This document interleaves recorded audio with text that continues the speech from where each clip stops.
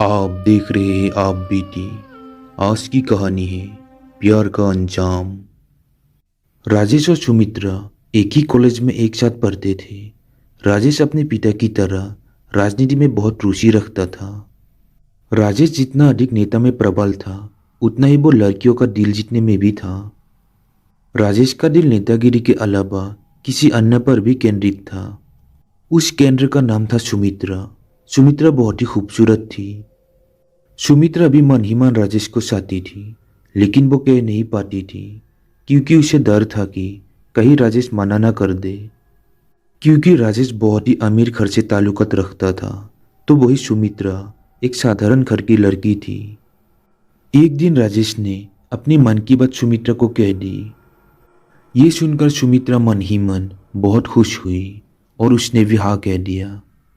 दोनों अब एक दूसरे को बहुत प्यार करने लगे थे। समय बीतने लगा। दोनों के प्रेम को अब नए रिश्ते की दौर में बांधने की बात होने लगी। सुमित्रा और राजेश दोनों का विवाह होना नक्की हुआ। सुमित्रा ने बताया कि वो अनाथ है, उसका कोई नहीं है, वो अकेली रहती है घर पर। इस पर कईयों ने राजेश के घर से आपत्ति की, लेकिन राजेश के सुमित्रा के प्रति प्यार देखकर वो शादी कराने के लिए राजी हो गए। उनकी जोरों शोरों से शादी संपन्न हुई। दोनों एक दूसरे में बहुत खुश थे। शादी के बाद उन दोनों ने अपना हनीमून मनाने के लिए हिमाचल प्रदेश के शहर कसौली पहुंचे। कसौली के प्रसिद्ध रेस्टोरेंट कसौली पैराडाइज में अपना प्यार भरे क्षण बिताने के लिए वो वहाँ के मैनेजर से एक कमरा लेते हैं। राजेश ने सुमित्रा से कमरा चुनने को कहा। वो रेस्टोरेंट 5 मंजिला था। सुमित्रा ने सुझाव दिया कि कमरा तीसरे मंजिल पर ही लेंगे। ऐसा उसने इसलिए कहा क्योंकि रेस्टोरेंट की तीसरे मंजिल से पहाड़ों का बेहद ही मनमोहक दृश्य नजर आता है। इसी कारण तीसरे मंजिल के कमरे महंगे होते हैं। मैनेजर ने उन्हें 360 नंबर कमरे की चाबी दी। वेटर को बुलाया ताकि वो सामान लेकर जा सके, लेकिन सुमित्रा उस मैनेजर से जिद करते हुए कहने लगी कि उसे 308 नंबर की चाबी चाहिए।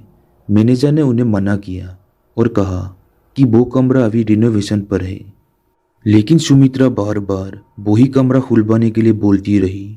राजेश भी सुमित्रा के प्यार में उसकी जिद को पूरी करने के लिए मैनेजर से गुहार लगाई। शुरू में तो मैनेजर ने मना किया, अंत में उसे भी मानना पड़ा क्योंकि राजेश ने उसे ज़्यादा पैसे दिए थे। दोनों कमरे में एक दूसरे को निहार रहे थे, साथ ही साथ पहाड़ों को भी, जो कसौली की खूबसूरती को बखूबी दर्शा रहे थे। जैसे ही दोनों एक दूसरे के प्यार में डूब रहे थे और सारी हदों को पार करने की ओर बढ़ रहे थे, तभी एक अजीब सी आवाज़ ने दस्तक दी। राजेश ने पहले कमरे के हर एक कोने में देखा, लेकिन उसे कोई भी नहीं दिखा। तभी अचानक उसे किसी के चलने की आवाज़ पूरे कमरे में सुनाई दे रही थी।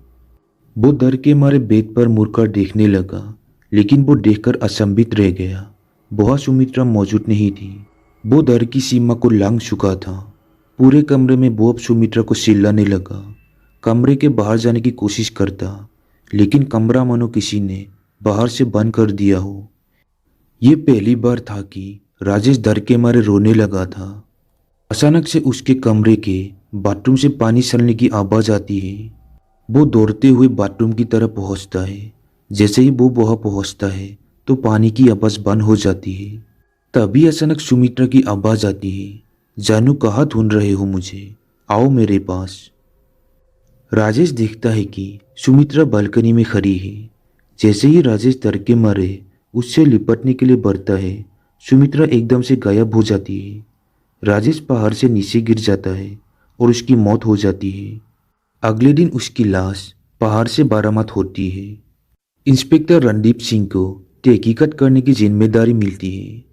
उस लाश के पोस्टमार्टम रिपोर्ट के मुताबिक राजेश की मौत से पहले उसकी धड़कन काफ़ी तेज चल रही थी। इंस्पेक्टर ने सुमित्रा को ढूंढने की बहुत कोशिश की, लेकिन उसका कहीं पता नहीं चल पाया। मैनेजर से इंस्पेक्टर सीसीटीवी कैमरे की फुटेज मांगता है, लेकिन वो रिकॉर्डिंग देखकर परेशान हो जाता है। सीसीटीवी कैमरे में सुमित्रा की कोई तस्वीर नहीं थी। इंस्पेक्टर को ये मैनेजर की चाल लगती है। इंस्पेक्टर राजेश के घर पर उसकी मौत की खबर लेकर पहुंचता है। सभी परिवार वाले आहत हो जाते हैं। तभी राजेश के भाई इंस्पेक्टर से सुमित्रा के बारे में पूछता है। इंस्पेक्टर कहता है कि कमरे में तो कोई नहीं मिला। सब घर वाले कहते हैं कि राजेश और सुमित्रा की हाल ही में शादी हुई है। इंस्पेक्टर ने उन्हें सुमित्रा के परिजनों को फोन करने के लिए कहा। इंस्पेक्टर को बाद में पता चला कि सुमित्रा का तो कोई है ही नहीं। वो कॉलेज में भी पता करने गया तो पता चला कि कॉलेज में सुमित्रा नाम की कोई लड़की ने कभी एडमिशन नहीं लिया था। वो वाकई में एक आत्मा थी। आखिर सुमित्रा ने राजेश को क्यों मारा? सुमित्रा की आत्मा ने राजत को आखिर क्यों मारा, ये सिर्फ एक राजी बन के रह गया।